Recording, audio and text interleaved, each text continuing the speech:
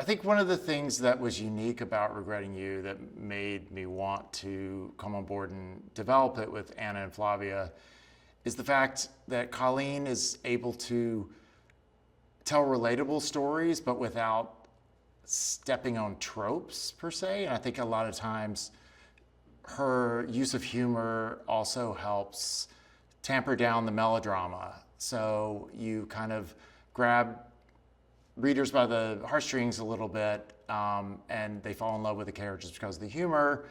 And then in the end, you've got your tissues out because you're happy for the characters and their final resolution. We had the advantage of casting these actors almost a year in advance of shooting. So Allison and Dave, who were already kind of knew each other, really communicated a lot.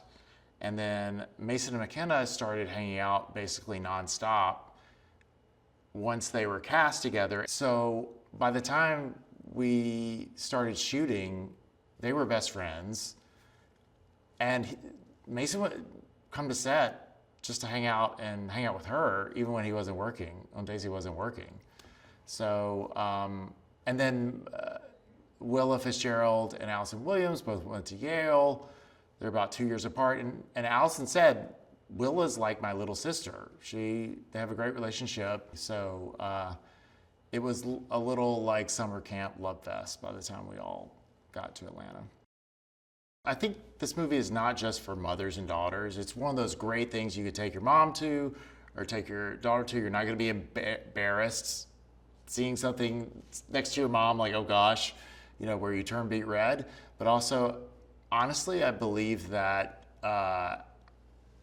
girls can bring their boyfriends and their husbands and they're going to love it because dads are going to love and relate to what it's like to have a daughter that's maybe being a little too wild or a little, doing a little bit too much of her own thing. You want to make a film that's relatable to as broad an audience as possible, but still have something meaningful and have some meat to it. And so I think that Regretting You delivers that.